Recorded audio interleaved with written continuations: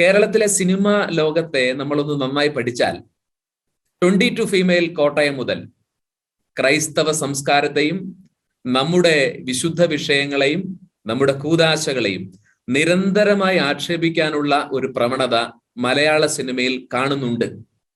അത് ഈ സിനിമകൾ എണ്ണിയാൽ തീരാത്ത പോലെ സിനിമകളുണ്ട്.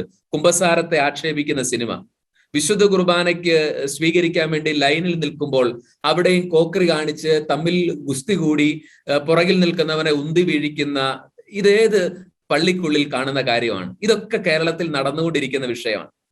അതിന്റെ പിറകിൽ വളരെ നിഷ്കളങ്കമായ ബുദ്ധികളാണെന്നാണ് ഇനിയും നമ്മൾ വിചാരിക്കുന്നതെങ്കിൽ നമ്മൾ യാഥാർത്ഥ്യം അറിയുന്നില്ലെന്നുള്ളതാണ് സത്യം. ഈ സിനിമകൾക്ക്, കേരളത്തിൽ ഇറങ്ങുന്ന എണ്ണിയാൽ തീരാത്ത സിനിമകൾ പലതും ബോക്സ് ഓഫീസിൽ മുടക്കുമുതൽ പോയിട്ട് അതിന്റെ ഒരു ചെറിയൊരു അംശം പോലും കിട്ടാതെ പരാജയപ്പെട്ടു പോകുന്ന സിനിമകൾ ഇറങ്ങും. പിന്നെ ഇങ്ങനെ സിനിമകൾ, ഇതിന്റെയൊക്കെ ഫണ്ടിങ് എവിടെയാണ്? ആരാണ് ഈ സിനിമകൾക്ക് ഇതുപോലെ പണം കൊടുക്കുന്നത്? കേരളത്തിൽ ഇറങ്ങുന്ന ഹവാല പണത്തിന്റെയും കള്ളപ്പണത്തിന്റെയും മയക്കുമരുന്ന് പണത്തിന്റെയും ഒക്കെ സ്രോതസ് എവിടെ പോയെന്ന് നമ്മളിപ്പോ അന്വേഷണത്തിന്റെ കാലഘട്ടമാണല്ലോ. പല ആളുകളും പറയാറുണ്ട് ഇങ്ങനെയുള്ള ഈ സിനിമകൾക്ക് പിറകിൽ ആരാണെന്നുള്ളത്. ഞാൻ എൻ്റെ ഒരു നിരീക്ഷണം, അത് എൻ്റെ വ്യക്തിപരമായ നിരീക്ഷണമാണ്. നമ്മൾക്ക് ക്രൈസ്തവ സമൂഹത്തിന്റെ സംസ്കാരത്തെ, വിശുദ്ധ വിഷയങ്ങളെ ആക്ഷേപിക്കാൻ, നമ്മുടെ കൂദാശകളെ ആക്ഷേപിക്കാൻ, നമ്മുടെ ആചാരങ്ങളെ അധിക്ഷേപിക്കാൻ ഒരു ഗൂഢശ്രമം മലയാള സിനിമയിൽ രൂഢമൂലമായിട്ടുണ്ട്. അതിനെതിരെ ക്രൈസ്തവ സമൂഹത്തിന്റെ, നമുക്ക് എപ്പോഴുള്ള ഒരു പ്രത്യേകത, ഒരു പ്രശ്നം വന്നാൽ മൂക്കിലിടിക്കുമ്പോൾ നമ്മളൊന്ന് ഞെട്ടി എഴുന്നേക്കും, അതിനെതിരെ എന്തെങ്കിലും ഒന്ന് പറയും, ഒരു തിരികത്തിച്ച് പ്രകടനം നടത്തും, അതോടുകൂടി ആ വിഷയം വിട്ടു. തുടർന്ന് ഇതിനെന്ത് സംഭവിക്കുന്നു, നമ്മൾ പ്രതികരിച്ച വിഷയത്തിൽ നിന്ന് എന്ത് മാറ്റമുണ്ടായി, അത് നമ്മുടെ വിഷയമല്ല. ഇതാണ് ക്രൈസ്തവരുടെ ഈ പ്രതികരണശേഷി ഇല്ലായ്മയെ എന്ന് പറഞ്ഞ് നമ്മൾ അക്രമത്തിന് പോകാനോ ഒന്നും അല്ല. പക്ഷേ ജനാധിപത്യ രാജ്യത്തിൽ നമുക്ക് ജനാധിപത്യ സംവിധാനം തരുന്ന എല്ലാ അവകാശങ്ങളോടും കൂടി നമ്മുടെ വിശുദ്ധ വിഷയങ്ങളെ അങ്ങനെ തന്നെ നിലനിർത്താൻ നമുക്ക് ബാധ്യതയുണ്ട്.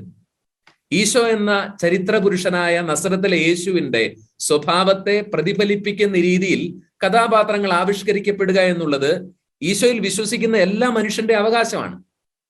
എന്താണ് കലയുടെ ലക്ഷ്യം എന്ന് പറഞ്ഞാൽ, അലക്സിസ് കാരൽ എന്നൊക്കെ പറയുന്ന ചിന്തകൻ, അദ്ദേഹം കലയുടെ ലക്ഷ്യത്തെക്കുറിച്ച് പറയുന്നത് മനുഷ്യനെ പൂർണ്ണതയിലേക്ക് നയിക്കുക എന്നുള്ളതാണ്. മതത്തിന്റെ ലക്ഷ്യം എന്താണ്? മതത്തിന്റെ ലക്ഷ്യം അത് തന്നെയാണ്, മനുഷ്യരെ പൂർണ്ണതയിലേക്ക് നയിക്കുക എന്നുള്ളതാണ്. തന്റെ തന്നെ പരിമിതിയുടെയും പലതരം അപൂർണതകളുടെ ഇടയിൽ കിടക്കുന്ന മനുഷ്യരെ പൂർണ്ണതയിലേക്ക് നയിക്കുകയാണ് കലയും മതവും എല്ലാം ചെയ്യുന്നത്. കല അത് സൗന്ദര്യത്തിന്റെ ആവിഷ്കാരങ്ങളിലൂടെ ആണെങ്കിൽ മതം അത് സത്യാന്വേഷണങ്ങളിലൂടെയാണ് ചെയ്യുന്നതെന്ന് മാത്രം. അപ്പോൾ ഒരുമിച്ച് പോകേണ്ട ഈ രണ്ട് കാര്യങ്ങൾ, ഇപ്പോൾ നമ്മൾ ഈ പറയുന്ന വിഷയം തന്നെ ആയിക്കോട്ടെ, നാദിർസായുടെ ഒരു കലാ ആവിഷ്കാരമാണത്. എന്ത് പൂർണ്ണതയാണത് ഈ കാണുന്ന പ്രേക്ഷകന് നൽകുന്നത്? ഒരു കല എന്ന നിലയിൽ എന്ത് ആസ്വാദന മൂല്യമാണ് അതിനുള്ളത്? അതിനേക്കാൾ ഉപരി ഈ സിനിമ അനൗൺസ് ചെയ്തപ്പോൾ മുതൽ കേരളത്തിലെ ഏകദേശം ഒരു ബഹുഭൂരിപക്ഷം ക്രൈസ്തവരും നമ്മൾ അതിൽ ആകുലത രേഖപ്പെടുത്തി. ഞങ്ങളെ ഇത് അസ്വസ്ഥപ്പെടുത്തുന്നുണ്ട്. നിങ്ങളുടെ ഒരു കൊമേഴ്ഷ്യൽ സിനിമയുടെ നായകന് സംഘടനകളും പ്രതികാരവും കൊലയും രക്തച്ചൊരിച്ചിലുമുള്ള നായകന് ചരിത്രത്തിൽ ക്ഷമയുടെയും ധീരമായ സഹനത്തിന്റെയും ആൾരൂപമായിരുന്ന നസറത്തിലെ യേശുവിനോട് നിങ്ങൾ താതാത്മ്യപ്പെടുത്തുന്നതിന് ഞങ്ങൾക്ക് സങ്കടമുണ്ട്.